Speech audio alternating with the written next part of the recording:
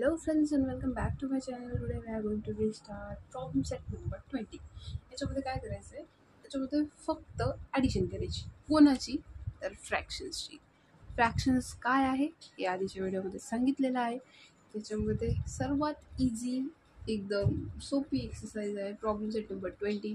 करण्यासारखं काहीच नाही, ॲडिशन येत असतं प्रत्येकाला आणि तुम्हाला येतं हे मला माहिती आहे. सो हे करणं अतिशय सोपं आहे. आता फ्रॅक्शन्सचे जे ॲडिशन आहे याच्यामध्ये आपल्याला काय करावं लागतं, फक्त न्यूमरेटरचं ॲड करावं लागतं, बट डिनॉमिनेटर सेम पाहिजे. डिनॉमिनेटर जे आहे ते कसे पाहिजे, सेम पाहिजे. Let's started. म्हणजे काय, याला म्हणतात डिनॉमिनेटर, राईट. म्हणजे P/Qचा जो फॉर्म असतो, ठीक आहे. खालच्याला म्हणतात काय, डिनॉमिनेटर. वरच्याला म्हणतात काय, न्यूमरेटर. न्यूमरेटर आणि खालचा डिनॉमिनेटर, ही सर्वांना माहिती आहे. सो आपल्याला काय करायचं आहे, आपल्याला फक्त एवढं गोष्ट लक्षात ठेवायची आहे की खालचा डिनॉमिनेटर सेम पाहिजे न्यूमरेटरची ॲडिशन, बस. डिनॉमिनेटर सेम, न्यूमरेटरची ॲडिशन. एकच याच्यामध्ये जी अट आहे ती कोणती आहे, ती आहे की डिनॉमिनेटर सेम पाहिजे. चला बघूया याला करायचं कसं आहे. 1, ठीक आहे. मधलं चिन्ह जे असेल ते प्लस, मायनस असेल मायनस, प्लस असेल प्लस, आणि इकडं काय आहे 3. अँड डिनॉमिनेटर एकच वेळेस लिहायचं आहे. डिनॉमिनेटर 5 आहे त्यामुळे तो लिहिला. नेक्स्ट 3 + 1 4/5 आन्सर आलं. नेक्स्ट सम असं आहे की 2 + 4 ÷ 7. काय केलं, वरचे जे न्यूमरेटर होता, पहिल्याचा न्यूमरेटर, पहिल्या फ्रॅक्शनचा न्यूमरेटर, मधलं चिन्ह प्लस होतं म्हणून प्लस, आणि दुसरं चिन्ह 4, त्यामुळे मी इथं केलं 2 + 4 ÷ यांचा दोन्हींचा जो डिनॉमिनेटर आहे तो सेम आहे, त्यामुळे मी डिनॉमिनेटर एकदा लिहिला. 2 + 4 6 ÷ 7. Okay. Next 7 numerator plus numerator by denominator 1 time is equal to. आता हे आय होप तुम्हाला कळालं असेल की हे कसं करायचं आहे म्हणून, ठीक आहे. So 7 + 7 14, 14/12. Next numerator plus numerator bye 1 time denominator 9. 7 आणि 2 किती होतात, 9 ÷ 9, 9/9. आता याला पुढं आणखीन सिम्प्लिफाय करता येतं. 9 × 9, कोणत्याही संख्येला त्या संख्येनं डिवाईड केल्यावर उत्तर 1 येतं, ठीक आहे. बट त्याचं डायरेक्ट आन्सर हे येतं 1 येतं, as you wish. Next numerator plus numerator ÷ denominator काय आहे 15, सो मी 15 लिहिलं इथं. 4 आणि 3 7 ÷ 15. नेक्स्ट आता 3 आले. आता काय करायचं, सिम्पल. न्यूमरेटरच घ्यायचे वरती सुद्धा, डिनॉमिनेटर त्यांचे सेम आहे, म्हणजे हे लाईक फ्रॅक्शन्स आहे, म्हणून न्यूमरेटर 2 प्लस दुसरा न्यूमरेटर 1 प्लस तिसरा न्यूमरेटर 3 बाय डिनॉमिनेटर काय आहे 7, तो एकच वेळेस लिहायचा. तर किती येतं answer, 2 + 1 3, 3 + 3 6/7 as it is. Next हे 3 अंकी आहे. 3 अंकी आणि 2 अंकी दोन्ही सेमच असतं. करावं काय लागतं, फक्त न्यूमरेटरचंच ॲडिशन करावं लागतं. म्हणजे 2 + 4 + 3 बाय डिनॉमिनेटर जो आहे तो ॲज इट इज ठेवावा लागत असतो, जो असेल तो. 2 आणि 4 होतात 6, 6 आणि 3 9, ठीक आहे. 9 ÷ 10. दिस इज द फ्रॅक्शन. नेक्स्ट असे की आता हे 2 अंकी आलं, न्यूमरेटर 4, दुसऱ्याचं न्यूमरेटर 1 ÷ 4, 9, 4 + 1 5, 5/9. Next one 5 + 3/8. कसं आलं ते कळालं असेल. 5 आणि 3 8, 8/8. का बरं 8, denominator as it is. I hope first question कळाला असेल. आता सेकंड क्वेश्चन जो आहे तो वर्ड प्रॉब्लेम आहे. आता वर्ड प्रॉब्लेमचा एक नेहमी एक गोष्ट लक्षात ठेवायची की वर्ड प्रॉब्लेम जर तुम्हाला इझी करायचा असेल तर पहिली गोष्ट त्याचा मिनिंग काय तो लक्षात घ्यायचा. जेव्हा त्याचा मिनिंग तुम्हाला कळाला तुम्हाला वर्ड प्रॉब्लेम खूप इझी जातात. मोस्ट ऑफ द स्टुडंटला वर्ड प्रॉब्लेम हे हार्ड जात असतात. का? कारण की त्याची मिनिंग कळत नाही. तर याचं मिनिंग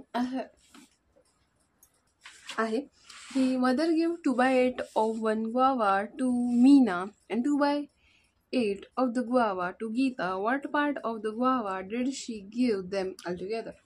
हा क्वेश्चन इथं आहे. ठीक आहे, हा मी इथं लिहिलेला आहे. Mother give 3/8 part.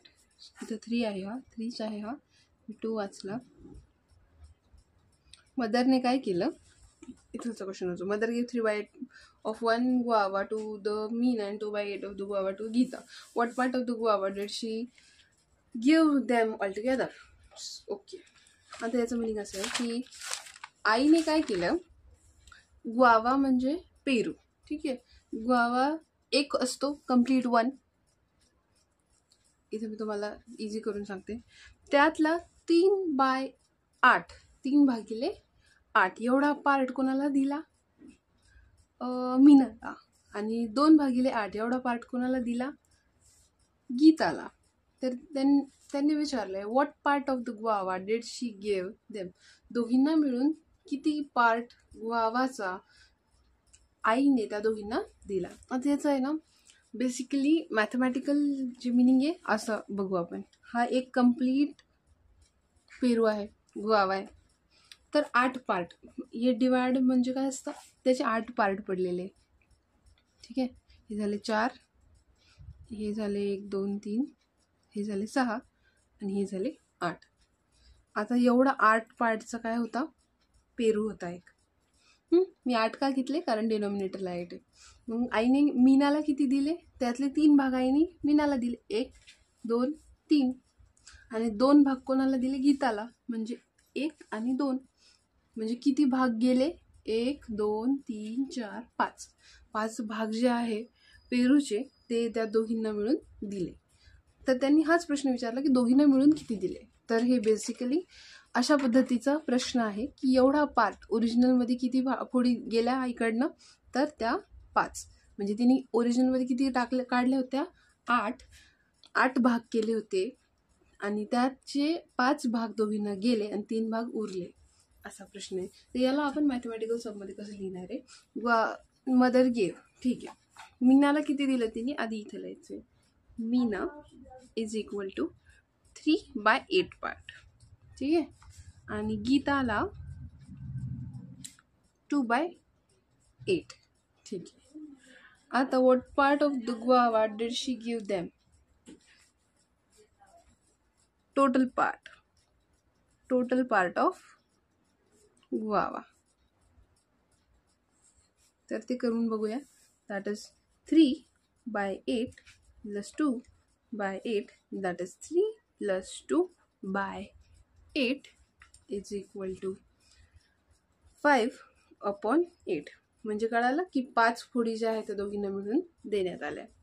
हे आपलं जे डे टू डे लाईफमध्ये कसं एक्झाम्पल लागेल यामुळे मी तुम्हाला इथं एक्सप्लेन केलेलं आहे ते. तर आता कम्प्लीट आन्सर, आणि याचं कम्प्लीट आन्सर कधी पण तुम्हाला एक सोपी ट्रिक जी आहे ती परत मी एकदा सांगते. इथं फक्त वॉटच्या ऐवजी आपलं आन्सर टाकायचं. 5/8 part of the guava did she give them altogether. Simple. I hope तुम्हाला हे गणित जे आहे ते कळालं असेल. नेक्स्ट क्वेश्चन असा आहे, girls of standard 5th clean 3/4 of the field.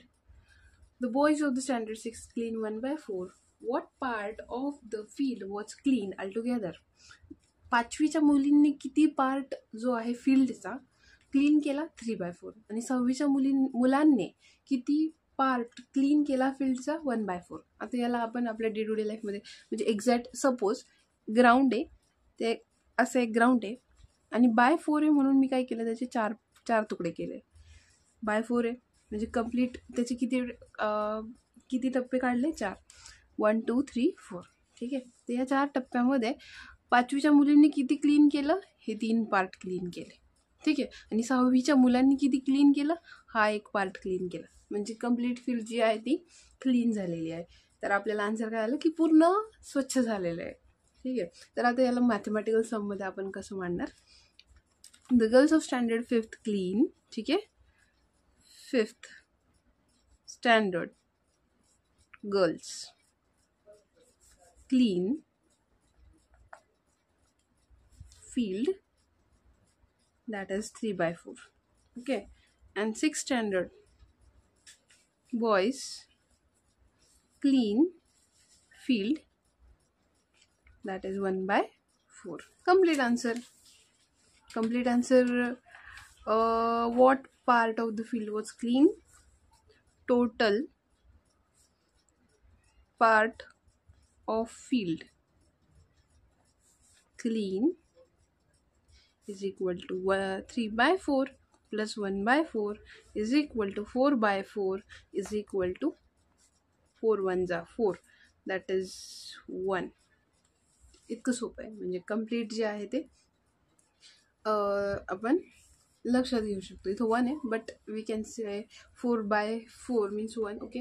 What part of the field was clean? Complete 1 लिहू शकतो किंवा कंप्लीट. ठीक आहे.